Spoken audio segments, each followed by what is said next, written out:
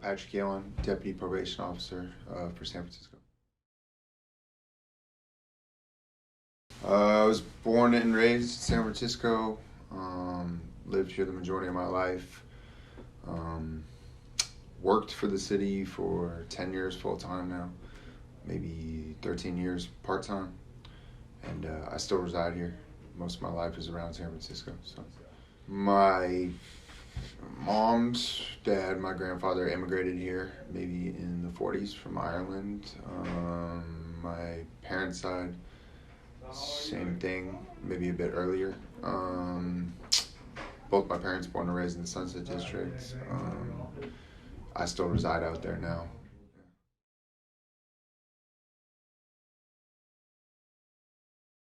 I mean, the Sunset's great. It's got a great community of people. There's people that are generations residing there, right? I live next to Ocean Beach. I love Ocean Beach. I've been surfing since my teenage years. I'm an avid runner. San Francisco's a great running city.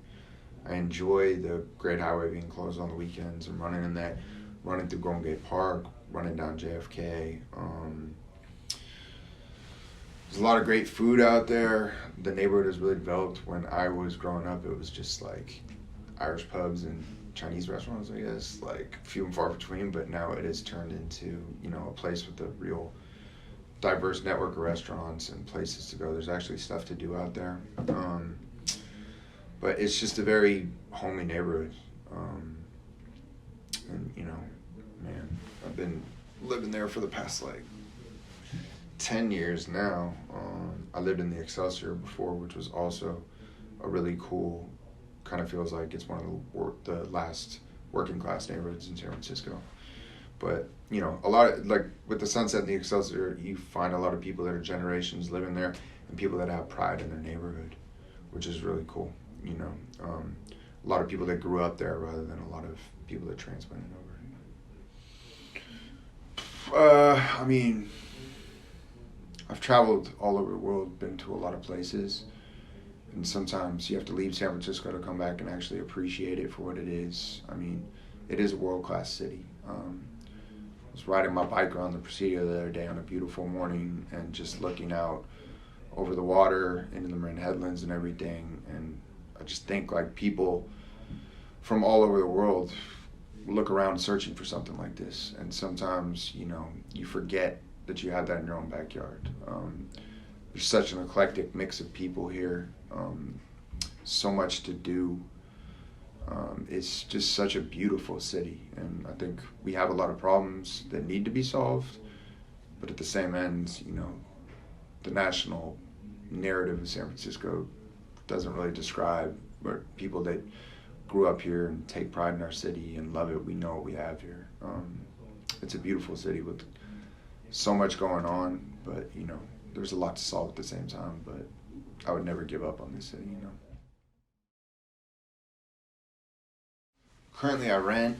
I'm pretty, that's what I'm looking for. I'm pretty lucky, pretty fortunate that I have a friend that rents me a place at a pretty decent rate. I've kind of found that a lot of people that grow up in San Francisco, how you're able to stay here and afford stuff a lot of times, if you're working a job where you're not making an insane amount of money, is to kind of just have family and friends that are able to help you out in one way or the other.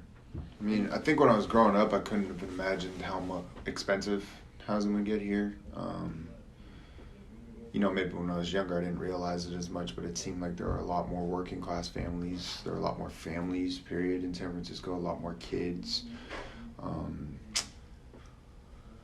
And, the past, 15 years, something like that, you just see everything exploding. It's anytime I look into purchasing something, it's just so daunting because everything's so expensive.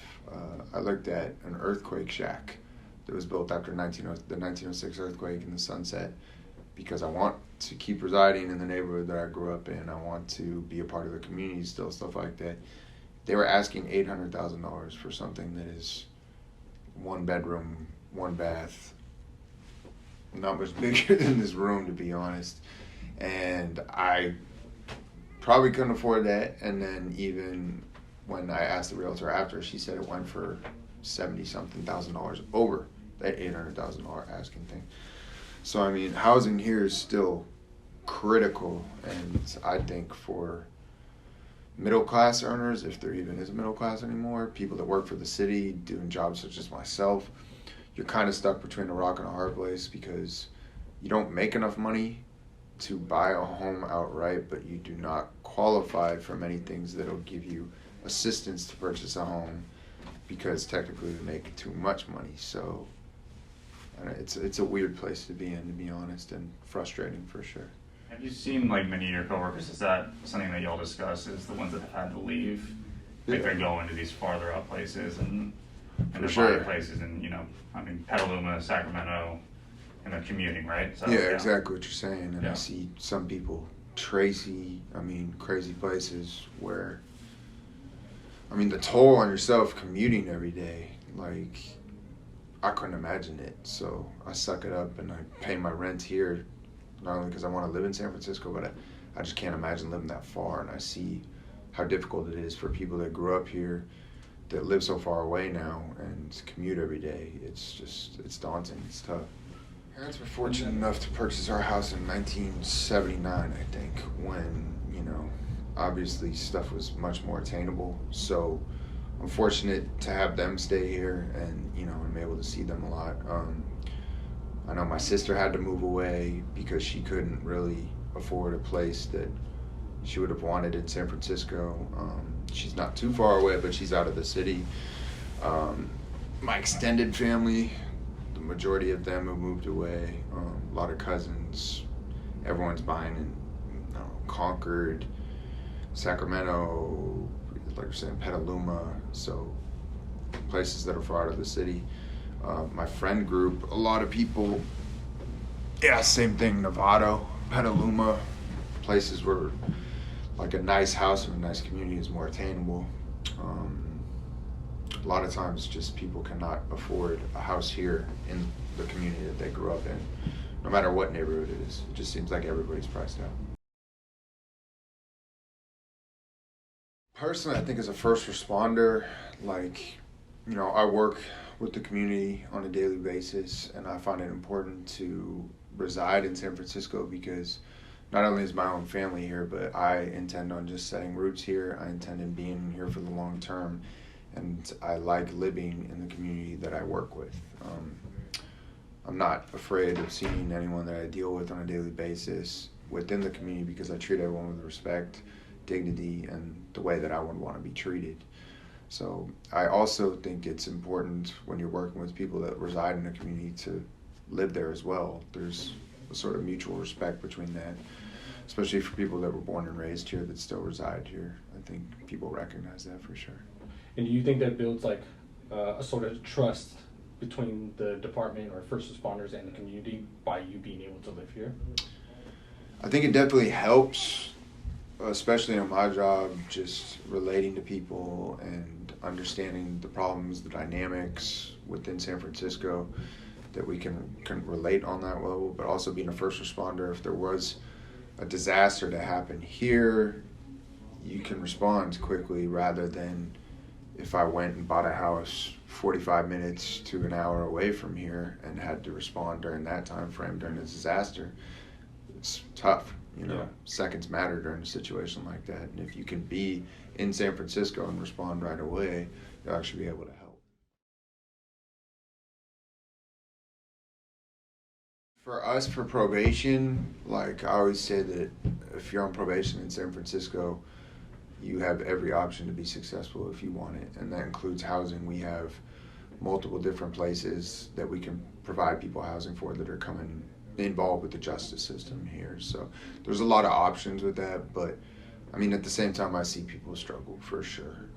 Some people that they don't want to take the housing options because there is stipulations such as a curfew and stuff like that. There's rules that you got to abide by, and understandably if someone has a family, they want to live with their family. So I have guys that work in the trades, that maybe work in hospitality, that it's kind of just the same.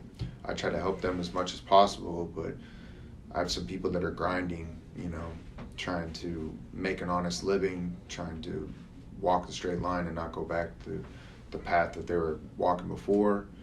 And, you know, it's tough for them when you got a family of 4 or 5 and you got to provide for them. It's hard to make a living here, no doubt. To live here and make a living is tough.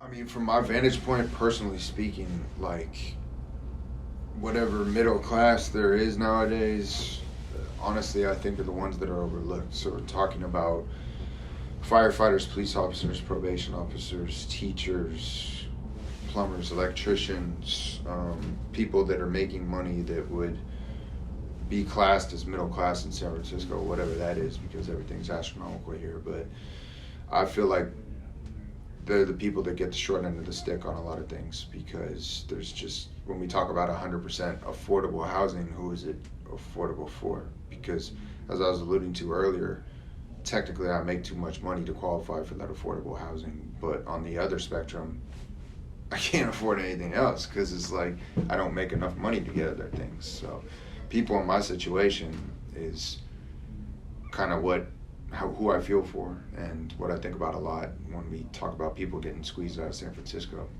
Obviously people of all demographics, all neighborhoods are, but definitely people in my position. It's just relatable to myself and I see it a lot.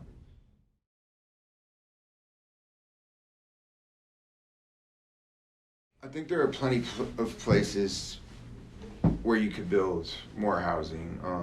There are all sorts of times when I'm driving around the city, when I'm going different places where I see big lots that have sat vacant forever, and I just oftentimes wonder why they're still vacant.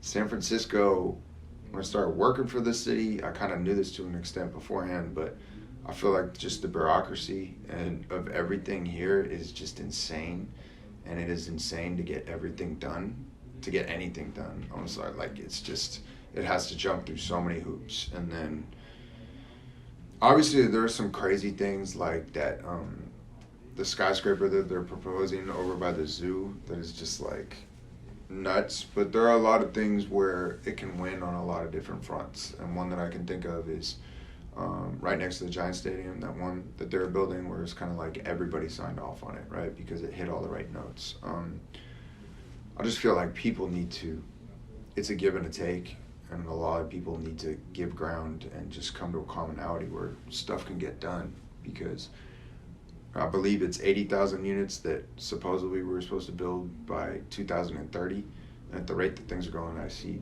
no way that that's going to happen, because every project that you hear of, you have people fighting it.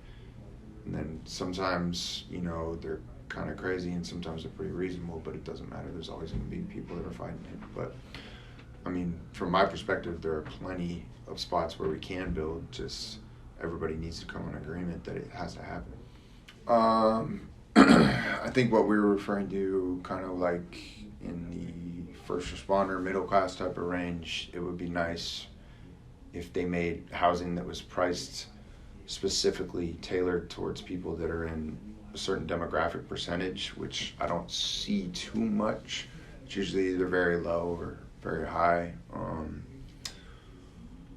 And housing for first responders, maybe not necessarily like a community of housing, but like setting some aside to have first responders reside there. Otherwise, there's a lot of people that are just going to continue to move out that work for the city, specifically first responders. And as we were talking about earlier, if there is a disaster and we don't have any first responders and they have to commute all the way in here, who's to say something's not wrong with the bridge, something's not wrong with other things? You're stuck here with, a way less amount of first responders, and that could be a disaster in the making. So also just the importance of people that working for the city, residing in the city. I think that is very important, and maybe for city workers as a whole, having some money allocated to you put towards a down payment, something along those lines to make it more enticing to work for the city.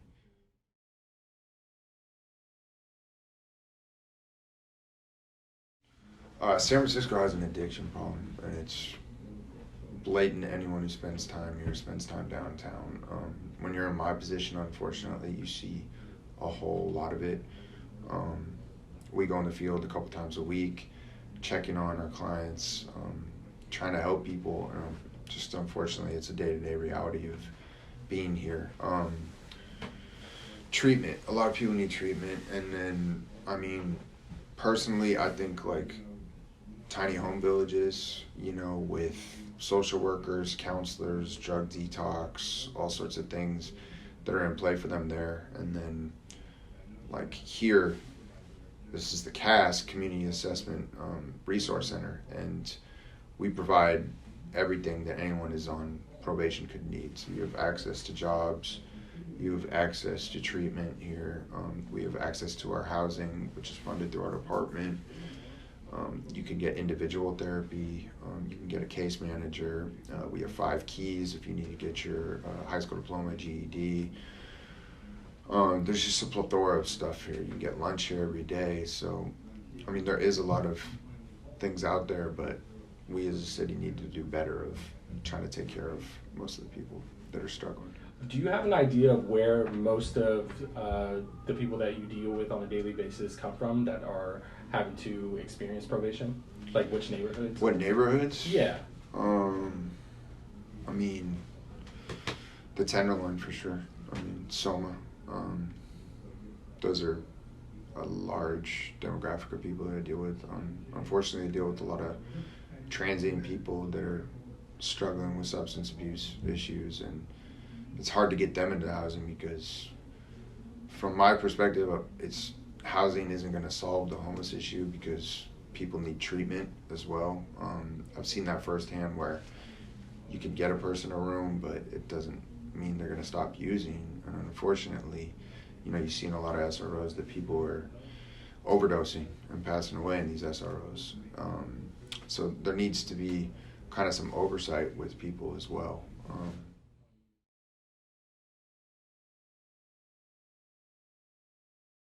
I mean, in terms of housing, like, yeah, affordability would be great on all levels. Being able to own a home here without really struggling to get it done.